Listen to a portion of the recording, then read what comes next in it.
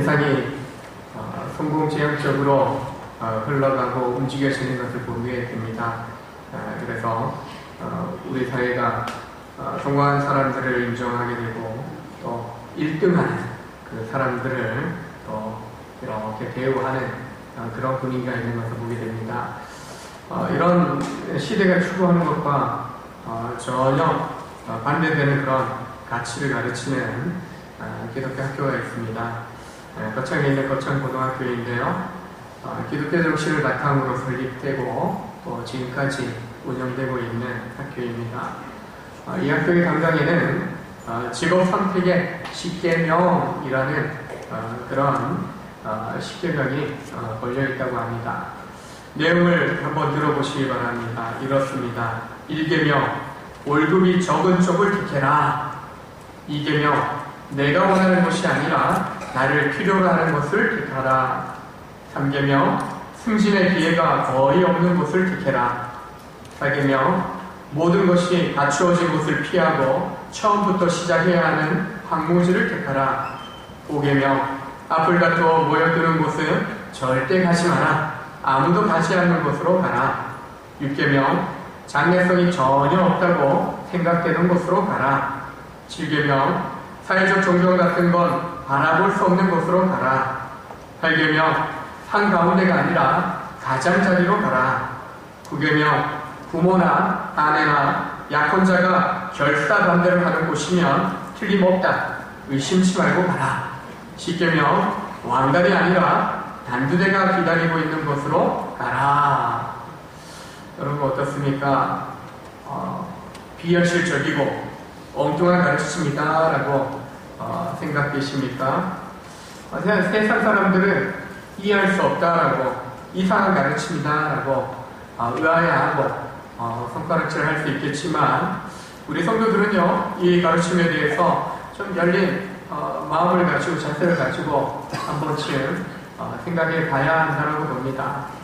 이 10가지의 내용들은요 예수님을 따라가는 삶의 구체적인 실천사항이다라고 할 수 있는 내용들로 담겨져 있습니다. 오늘 본문을 통해서 우리가 예수님을 따라가기 위해서 우리가 취할 자세에 대해서 듣고자 하는데 나는 어떤 삶의 모습으로 주님을 따라가야 할지 오늘 말씀을 통해서 한번 잘 듣고 내가 순종해야 될 것들을 결단하며 나아가실 수 있기를 원합니다. 먼저 주님을 따라가기 위해서는 주님이 어떤 분이신지 분명하게 알아야 되겠죠. 예수님이 가르치시고 또한 귀신을 쫓아내시고 병든 자를 고치시고 죽은 자를 살리시는 그 놀라운 기적의 은혜들을 베푸시게 되자 사람들이 주목하기 시작합니다. 이 사람이 누굴까? 이 가르침이 놀랍도다. 이런 능력을 행하니 이 사람 정체가 뭐지? 사람들이 의아해하고 궁금해하기 시작합니다. 평범한 인물은 아닌 것 같은데 그 정체가 누구인지 알 수는 없겠다라고 이야기합니다. 예수님에 대한 소문을 들은 헤롯 왕조차도 예수님이 누구인가 궁금해하는 반응을 보이기 시작합니다. 예수님은 사람들의 이야기를 듣고 아시면서 제자들에게 또다시 물으십니다. 사람들이 나를 누구라 하느냐? 사람들이 예수님에 대해서 뭐라고 하는지 제자들의 입술을 통해서 듣기를 원하십니다. 제자들이 대답합니다. 세례 요한이라고 합니다. 엘리야라고 합니다. 옛 선지자 중 한 사람이 다시 살아났다라고 추측하는 그런 소리를 우리가 듣고 있습니다. 라고 대답을 합니다. 사람들이 예수님에 대해서 생각하는, 추측하는 그런 말들 속에는요, 예수님을 메시아로 받아들이는 그런 이야기는 보이지 않습니다. 다만 메시아가 오기 직전에 오실 그런 선지자 정도로 여기고 있는 그러한 답변인 것이죠. 세례 요한은 주의 길을 예비하는 자요, 엘리야 또한 말라기 4장 5절과 6절을 보게 되면 여호와의 크고 두려운 날이 이르기 전에 선지자 엘리야가 먼저 와야 된다라고 말씀을 하듯이 세례 요한이나 엘리야나 메시아가 오시기 전에 올 그런 어떤 선구자적인 인물이었고 구약의 옛 선지자 중에 한 사람이 다시 살아나는 것으로 추측하는 사람들 이야기들 속에도 예수님을 메시아다, 구원의 주님이시다라고 그렇게 여기는 사람들은 없다라는 것입니다. 이에 예수님은 제자들에게 다시 묻습니다. 너희는 나를 누구라 하느냐? 너희를 보기에 나는 누구인 것 같냐라고 물으시는 거죠. 사람들의 대답과는 달리 베드로가 정확하게 답변을 합니다. 하나님의 그리스도이십니다. 마태복음 16장 16절에서는 주는 그리스도시요 살아계신 하나님의 아들이십니다 라고 대답을 합니다. 세상의 사람들은 예수님에 대해서 4대 성인 중에 한 사람입니다, 위대한 사상가입니다, 위대한 해방가입니다 라고 평가를 합니다. 물론 이게 틀린 말은 아니에요. 그러나 정확하게 주님에 대해서 알고 표현하는 말도 아니라는 것입니다. 정확한 것은 예수님께서 하나님의 아들이시여 우리를 죄에서 구원하기 위해서 오신 그리스도다, 구원의 주님이시다라는 것입니다. 바로 예수님을 하나님의 아들이요 그리스도로 믿는 사람에게 구원의 은혜가 주어진다라고 성경은 분명 우리에게 말씀해주고 있습니다. 이 베드로의 신앙 고백을 통해서 예수님은 세상을 향해서 예수님 자신이 그리스도다, 메시아다, 구원의 주로 오셨다라는 사실을 확인시켜 줍니다. 이가 누구인가? 이분이 어떤 분이길래 이런 능력을 행하는가? 그 질문에 대한 답변을 지금 보여주십니다. 이미 여러 이적들을 통해서 하나님의 신적인 본능을 나타내시지만 여전히 예수님에 대해서 뭐라고 알지 못하는 반응을 보이는 사람들을 향해서 내가 그리스도다, 내가 그 보내시겠다 약속하셨던 그 메시아다, 내가 구원자이다 라고 분명하게 확인시켜 주시는 겁니다. 그리고 22절에서는요 예수님이 내가 고난받고 버림받아 힘없이 죽임을 당하게 될 것이다 라고 이어서 말씀합니다. 즉 예수님께서 구원자로 오셨는데 그 구원을 이루시는 그 방법에 대해서 바로 십자가를 통해서 내가 그 구원을 이룰 것이다 라는 것을 말씀합니다. 그런데 이 말씀이요 당시 유대인들이 생각하고 있는 메시아에 대한 기대감, 그들이 생각하는 그 메시아 상과는 전혀 반대된 그런 말씀인 것을 보게 됩니다. 당시 사람들은 메시아라고 한다면은 전능하신 구원자로, 승리의 구원자로, 메시아로, 영웅, 위대한 영웅으로 전쟁의 승리를 이끌고 그리고 개선물을 통과해 오는 그런 장군처럼, 영웅처럼 그렇게 메시아에 대한 기대감을 가지고 있어요. 모든 싸움의 승자가 되는 메시아, 왕 대신 메시아. 전혀 평범하게 오신 그 메시아로서의 예수님 볼 때에는 그들이 메시아로 인정할 수 없는 모습이었지만 가르침이나 또 행하시는 능력은 분명히 메시아 같은 그런 이미지가 있지만 예수님이 고난당하고 버림받아 죽임당할 것이다 라고 하는 이 메시지로서 예수님의 구원자 되심을 표현할 때에는 전혀 사람들이 생각하는 그 메시아 상과는 정반대된 모습이라는 것입니다. 제자들조차 기상천외한 방법으로 로마의 이 압제에서 구원하고 유대민족을 새로운 나라로 건설하실 것을 기대하는 마음이 그들 가운데 있었던 것을 보게 됩니다. 그래서 주님 왕 되실 때 나라의 좌편에 우편에 앉게 해주십시오 라고 하는 어머니의 그 치맛바람까지 일으키면서까지 세베대의 아들 야고보 요한은 그런 요청을 주님께 드리지 않았습니까? 사람들은 예수님의 말씀을 듣고 권능을 들었을 때 오병의 사건들을 볼 때 이분이 왕 되면 경제적인 문제, 정치적인 문제 확실하게 정리되겠다, 그런 생각을 가지고 예수님을 왕으로 모시려고 하는 그런 분위기를 만들어가자 제자들을 바다 건너편으로 보내시고 그 자리를 피하셨다라고 하는 말씀이 나옵니다. 사람들은 그만큼 왕 되어줄 메시아를 원하고 있고 정말 우리의 환경을 완전히 뒤집어 바꿀 그런 메시아를 원하고 있지만 예수님은 그런 메시아로 오신 것이 아니다라고 말씀하고 있는 것입니다. 사람들의 기대와 달리 정반대의 길, 오히려 왕되는 것보다 고난받고 버림받고 죽임당할 거다, 전혀 상상치도 못할 그런 메시아상에 대해서 말씀을 주는 것입니다. 물론 3일 만에 부활하실 것이다 라고 하지만 사람들은 전혀 자신들이 기대했던 메시아상과 다른 것을 듣고 있는 것이죠. 제자들조차 아직까지 예수님에 대한 그런 확신을 갖지 못하고 있는 모습입니다. 유대인들만 그러합니까?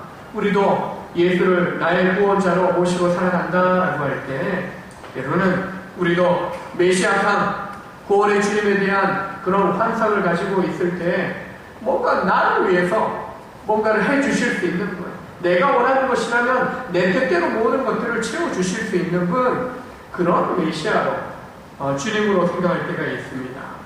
내가 소유한 모든 것에 대하여 형통하게 열어주실 메시아, 자녀의 결혼, 직장, 진로의 문제에 대해서 내가 구하는 대로 활짝활짝 복 주실 그런 메시아, 뭔가 내가 원하는 것이라면, 내가 가는 길이라면 그것에 대하여 무엇이든지 구하는 대로 이루어주실 메시아, 세상의 우상을 숭배하는 사람들처럼 그런 기대감을 가지고 주님을 바라보고 주님께 소망을 두고 살아갈 때가 많이 있는 것을 보게 됩니다. 나만의 그런 메시아상이 있는 거죠. 그러다 보니까 이런 환상이 깨지게 되면 의심하게 되고 원망하게 되고, 또한 항의하듯이 주님 앞에 나아가는 모습이 우리 가운데 나타날 때가 있는 것을 보게 되는 것이죠. 우리가 알아야 될 것은 하나님의 길이 우리의 길과 다르다는 것입니다. 이사야 55장 8절에 내 생각이 너희의 생각과 다르며 내 길은 너희의 길과 다름이라. 여호와의 말씀이라. 하나님 말씀하시길 때 하나님의 생각 그리고 우리의 생각이 다르다. 너희가 생각하는 그 길과 내가 생각하는 길이 다르다 라고 분명하게 말씀합니다. 다르다라고 이야기하는데 우리는 맞추려고 하는데 내 생각에 맞추려고 합니다. 내가 가는 길이 옳다라고 여기며 내 길에 맞춰달라고 그렇게 요청할 때가 있는 것을 보게 됩니다. 고난받고 십자가에 달려 죽임당할 것에 대해서 마태복음에서 말씀할 때 베드로가 어떻게 합니까? 주는 살아계신 하나님의 아들이요 그리스도시다 라고 말씀할 때 그 뒤에 고난을 이야기하니까 하나님, 주님 그리 마옵소서. 절대 죽어서는 안 됩니다. 십자가 져서는 안 됩니다. 오히려 그렇게 막아서는 그 길은, 그 십자가 길은 내가 원하는 길이 아닙니다. 우리가 원하는 길이 아닙니다. 우리가 기대하는 메시아의 길이 아닌 것입니다. 막아서자 사단아 물러가라. 네.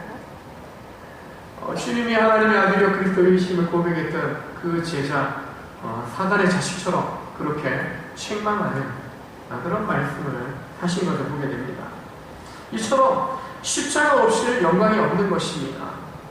하나님의 법칙은요, 고난 후에, 하나님 정하신 길을 고난 후에 영광이 온다는 것입니다.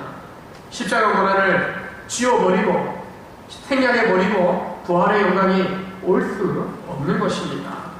세상은 십자가를 미련하다 여깁니다. 거리끼는 것으로 대우합니다. 그러나 십자가의 도는 우리에게 하나님의 능력이 된다라고 분명하게 말씀하는 것입니다. 하나님의 역사를 우리가 지금은 다 이해할 수 없겠지만 반드시 하나님께서는 모든 것이 합력해서 선을 이루게 하시는 그러한 하나님의 구원의 역사를 이루어가고 계시다는 것입니다.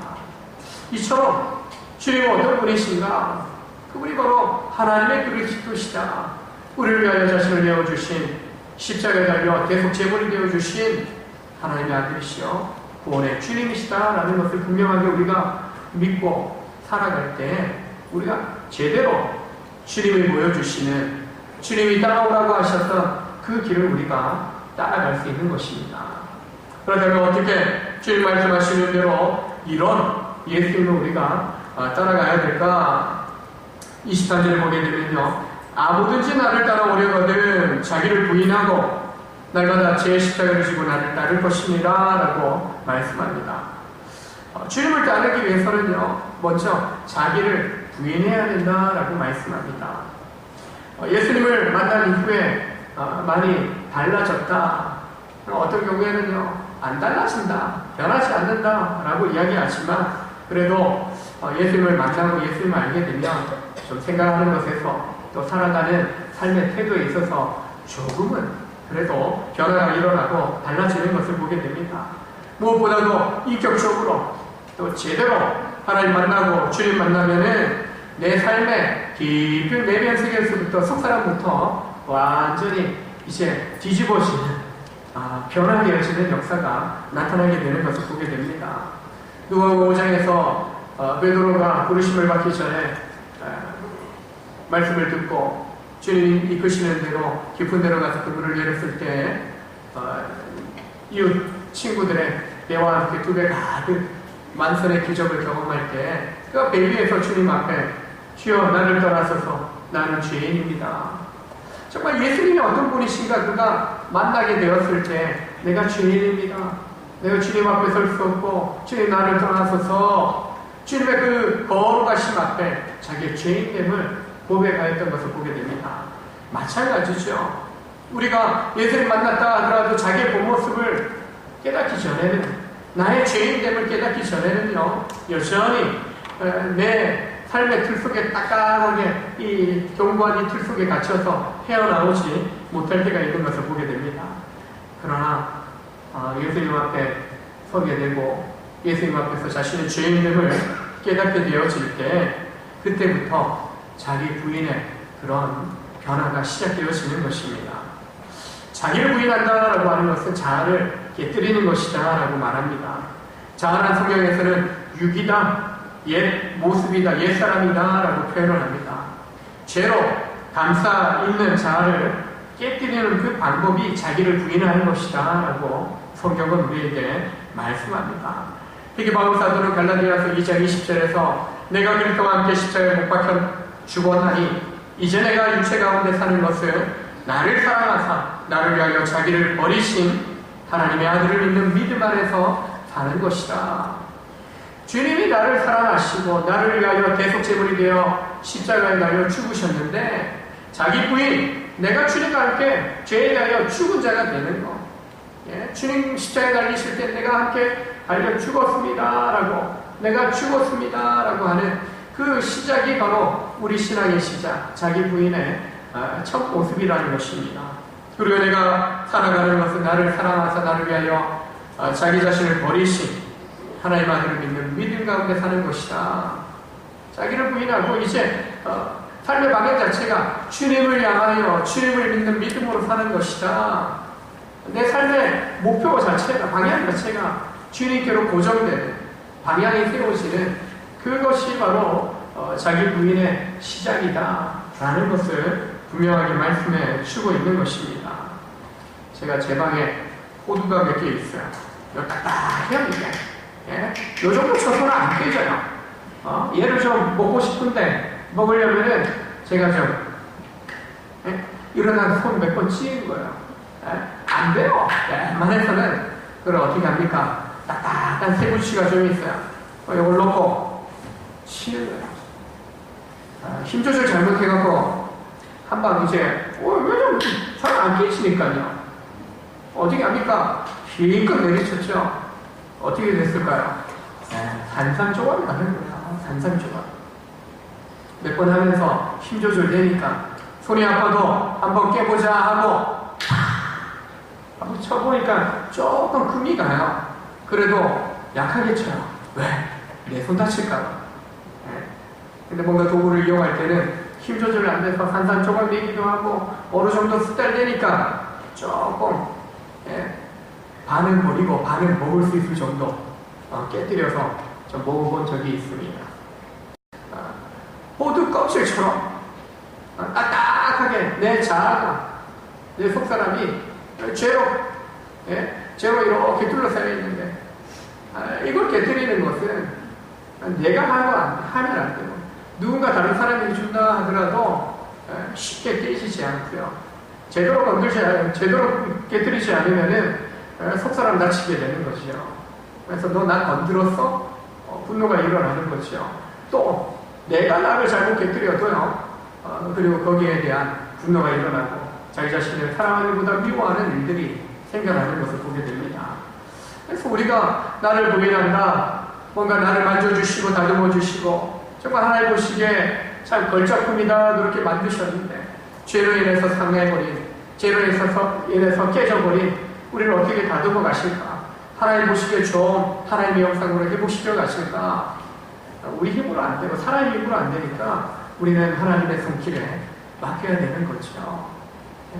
주님 앞에 나를 맡기며 나아갑니다. 맡겨드릴 때 부드럽고 섬세한 손길로 주님이 우리를 다듬어 가시죠. 말씀으로 또 기도 가운데 정말 말씀과 기도의 흙과 정으로 하나하나 새롭게 조각해 가시듯이 우리를 하나님 보시기에 합당한 사람으로 만들어 가시는 그 작업을 하시는 거죠. 그렇게 할 수 있는 것은요, 자기를 부인하는 자기 자신을 하나님의 그 은혜의 손길 안에 맡겨드릴 때, 내려놓을 때 하나님이 그렇게 일하기 시작하시는 거죠. 즉 무엇입니까? 우리가 주님을 따라간다라고 할 때 자기를 부인한다, 내가 주인 노릇하고 내가 주장하는 것이 아니라 주님 앞에 맡겨드리는 겁니다. 내려놓는 겁니다. 주님, 그러면 그때부터 주님이 이끌어 가시는 거죠. 내가 따라가기보다도 내가 주님 만나고 보니까 주님이 나를 목자로서 양된 나를 이끌어 가시는, 인도해 가시는 그런 여정으로 우리를 계속적으로 하나님께서 잡아주고 계시다는 것이죠. 바로 잡아주시고 이끌어 가신다라고 할 때 맡기고 내려놓는 우리는 온전히 맡겼으면 따라가야 되는 거죠. 순종하기만 하면 되는 것이죠.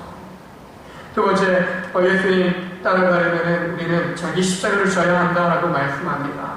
이 부분이 참 중요합니다. 십자가 지는 것에 대해서 이렇게 표현하는 말들을 듣습니다. 시부모님을 모시고 사는 것을 십자가 지는 것이다, 그렇게 말하는 분들이 계셔요. 남편이나 아내나 또 가족 가운데 누군가 간병을 하는 그 일에 대해서 내가 십자가 지고 있어요 표현하는 분들이 계셔요.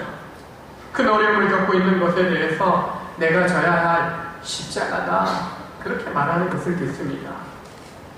예수님께서 십자가를 지고 골고다 언덕을 올라가는, 그리고 올라가서 거기서 십자가에 달리는 그런 모습 자체가 고통 그 자체인 거죠. 바로 예수님 그렇게 당하신 십자가의 고난만큼이나 내가 지금 처하고 있는 상황이 고달프고 힘들다라는 그런 의미를 가지고 이야기하죠. 우리가 그래도 제대로 십자가 지는 것에 대해서 알아야 되겠습니다. 십자가는 각자에게 주어진 사명을 이야기합니다. 그리고 그 사명 감당을 위해서 치러야 될 희생과 노력을 말하는 것입니다. 사명을 이루기 위해선 피땀 흘리고 눈물의 희생과 헌신을 감당해야 됩니다. 십자가 지는 일에 희생과 헌신이 따른다는 것입니다. 주님의 나라와 복음을 위해서 자기 희생과 자기 생명을 헌신했던 사도들의 이야기, 믿음의 사람들의 이야기를 우리가 성경에서 찾아볼 수 있습니다. 사도와 믿음의 선배들이 보여준 십자가 지는 삶은요, 그냥 내 삶의 환경, 관계 안에서 겪고 있는 단순한 그 어려움을 이야기하고 있지 않습니다. 오히려 십자가 지는 삶을 살았던 사도 바울은요, 주님으로부터 받은 그 사명의 길을 가는 동안 정말 죽음 당할 위기, 아예 죽었구나 내쳐지는 그런 경험들을 스쳐내야 됩니다.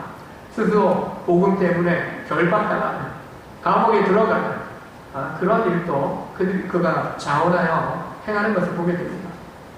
베드로는 우리가 알듯이 거꾸로 십자가를 지면서 순교당했다라고 말씀합니다. 십자가를 지는 것이 내 삶의 어떤 고달픔을 넘어서서 예수님이나 또 믿음의 선지들이 보여줬던 십자가 지는 그 삶은 너무나 고귀한 그런 일이었던 것을 보게 됩니다.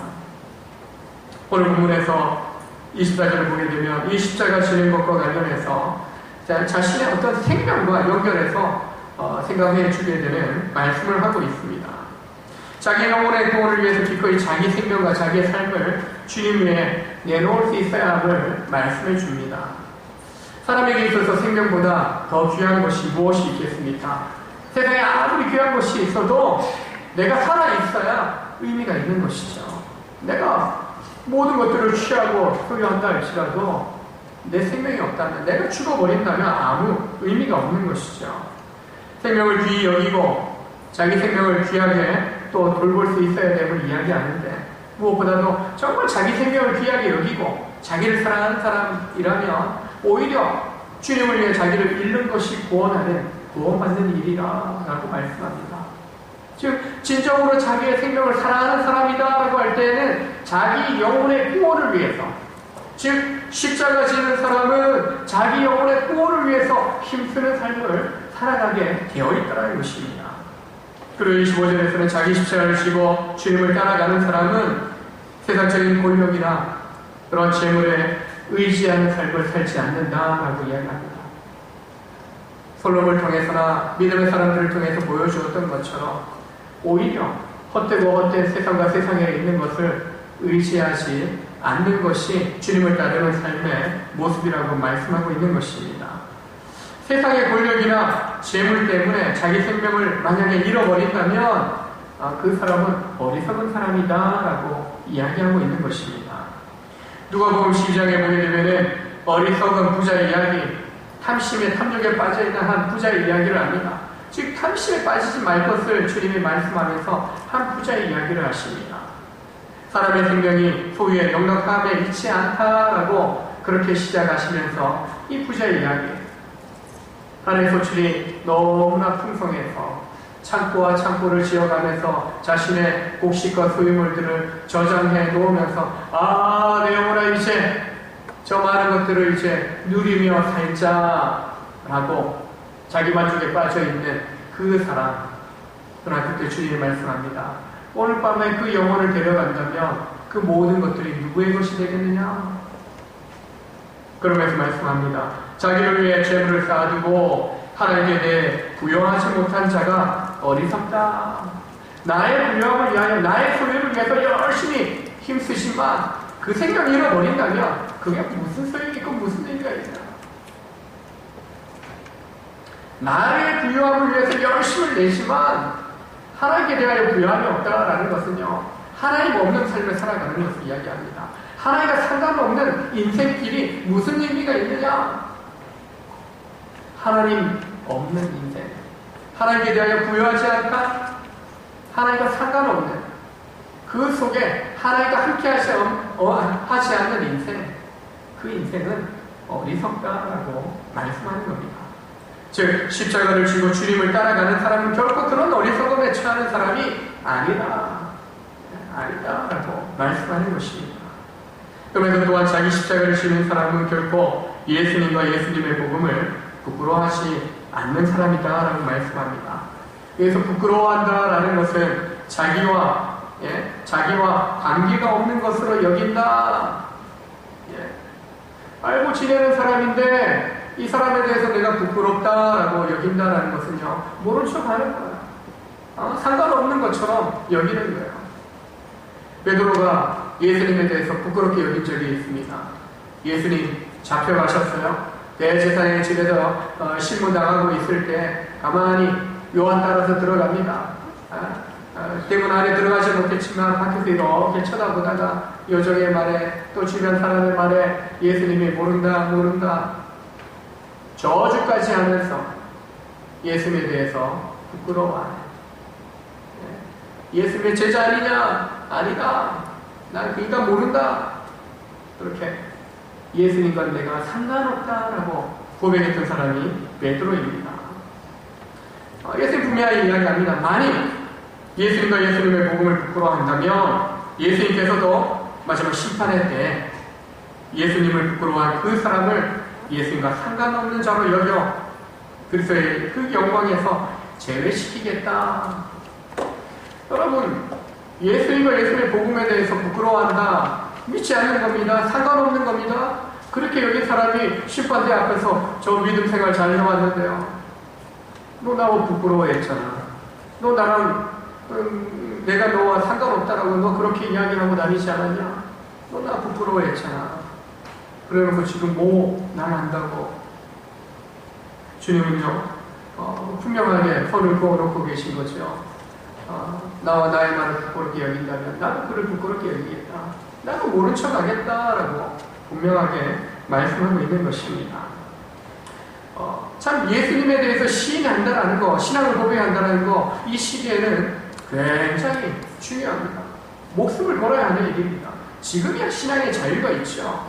물론 신앙의 자유가 없는 무슬림권이나 공산권도 있습니다. 그러나 지금 우리가 살고 있는 이 환경 속에서는 신앙의 자유가 있습니다. 예수 믿는다라고 고백한다 해서 누가 잡아갈 일 없습니다. 물론 점점 더 사회가 복음에 대하여 예수 믿는 것에 대하여 대적하는 모습이 나타나지만 그래도 예수 믿는 것이 죄는 아니라는 것이죠. 자유가 있다는 것입니다. 그러나 예수님 당시에 이 사람들에게 있어서는요, 예수님을 주로 고백하는 것은 목숨을 위협받는 일이었습니다. 죽음을 각오하고 신앙 고백을 해야 했습니다. 목에 칼이 들어와 있는데 예수를 믿는다라고 고백하는 거 쉽지 않은 거죠. 그러나 많은 경우 우리가 믿음 생활을 한다라고 하지만 세상 속에서 내가 그리스도인됨에 대하여 내가 그리스도인이다라는 사실에 대해서 드러내지 않으려고 하는 많은 그리스도인들이 있는 것을 보게 됩니다. 왜 이렇게 부끄러워하고 드러내기를 주저하는가? 그 이유를 보면요, 어떤 불이익이 나에게 닥칠 것을 염려하기 때문입니다. 내가 예수 믿는다라고 하는 것을 알면 저 사람들을 나 왕따시킬 것 같은 두려움이 있는 거예요. 그리고 자기 신앙에 대한 자신감이 없어요.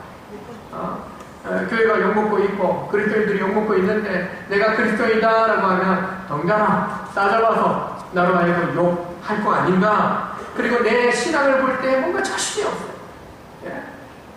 제대로 내가 믿음 생활 하는 것 같지 않고 이 모습으로 내가 그리스도이다라는 것이 드러났을 때 저 사람들이 뭐라고 손가락질 할까 두렵기도 한 거예요. 완벽한 그리스도인, 완벽한 사람들이 어디 있겠습니까? 우리가 예수를 믿는다라고 신앙을 고백하는 것은, 드러내는 것은 나를 자랑하는 게 아닙니다. 예? 물론 우리가 드러나기도 하지만 우리 입술의 고백, 삶의 고백을 통해서는 결국 우리 신앙의 고백은 주님을 자랑하는 것입니다. 내 안에 구원의 은혜를 베푸신 하나님의 그 놀라운 구원, 그 축복, 그 영광을 우리가 자랑하는 것입니다. 제대로 살고자 노력해야 되죠. 적당하게 믿고자 하기 때문에 우리는 자신감이 없는 거예요. 그러나 노력하면 정말 변화되고 제대로 예수 따라가는 사람으로 살아가면서 부족하지만 그래도 내가 예수 믿고 있어요. 노력하고 있어요.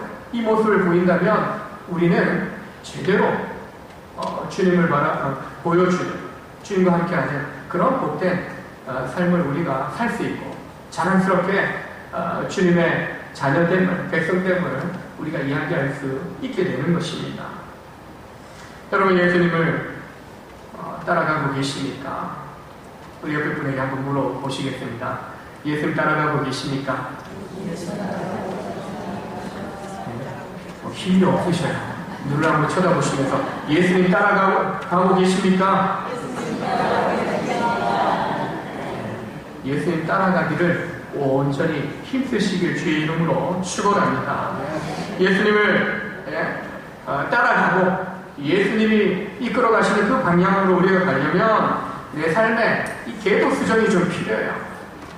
생각하는 것부터 구체적인 삶의 변화가 필요한 것입니다. 옛 모습 그대로 가서는 안 된다는 거예요. 옛 모습 그대로 산다면 정말 욕먹는다는 거죠. 그러나 좀 내 삶에 좀 변화를 주면 뭔가 계도 수정을 좀 하게 되면 달라질 수 있다는 것입니다. 물론 변화라는 것이 쉽지는 않을 것입니다. 주님이 가르쳐 주시는 그 말씀대로 살아간다는 것은요, 쉽지 않아요. 왜요? 오늘 예수님 자신이 메시아로서 오셔서 그 메시아 길을 간다라는 거 사람들이 기대하는 것과 정반대니까 사람들의 환영을 받지 못해요. 마찬가지로 우리가 주님을 따라간다라고 할 때 세상은 우리를 원치 않을 거예요. 우리를 환영하지 않을 거예요. 그럼에도 우리는 우리 자신을 부인하는 것으로 주님을 따라가는 첫걸음을 떼야 됩니다. 내 자신을 내려놓는 것으로 주님을 따라가는 첫걸음을 내디뎌야 되는 것입니다. 다음으로 내게 맡겨진 사명의 그 십자가를 지고 주님을 향해서 달려갈 수 있어야 되는 것입니다. 세상의 흐름을 거슬러야 되기 때문에 세상이 원하는 정반대의 길을 가야 하기 때문에 넓은 길이 아니라 좁은 길로, 불의한 길이 아니라 의의 길로 가야 하기 때문에 세상은 기뻐하지 않는다는 것입니다.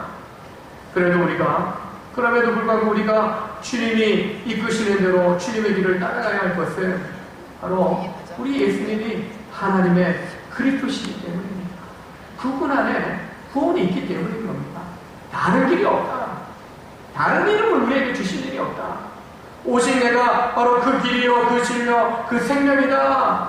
나로 말미암지 않고는 아버지께 올 자가 없다. 분명하게 주님이 딱 선언해 주셨기 때문에 우리는 오직 주님 열어놓으신 이 길로 갈 수밖에 없는 것입니다. 이미 우리는 이 자리에 계신 분들은 이미 인생의 궤도 수정을 한 겁니다. 자기 부인도 했고 뭔가 내 십자가를 지겠다라고 믿음을 고백한 사람들입니다. 중요한 것은요, 끝까지 이 길을 완주하는 것이 중요합니다. 혼자 가면 힘든데요. 마라톤에도 함께 페이스메이커 함께 달려주는 그런 사람이 있으면은 완주할 수 있고 끝까지 승리할 수 있는 것입니다.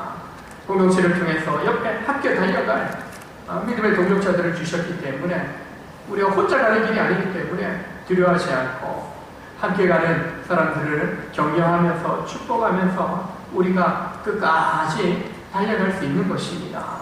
그래서 우리가 마지막 때 주님 앞에 섰을 때 나의 달려갈 길을 다 마치고 믿음을 지켜놓으라고 했던 바울 사도처럼 믿음을 지키고, 그리고 주님 앞에 섰을 때 주님 이 정도면 그래도 좀 산 거 아니겠습니까? 그래도 주님 보시기에 조금 노력한 모습이 있지 않습니까?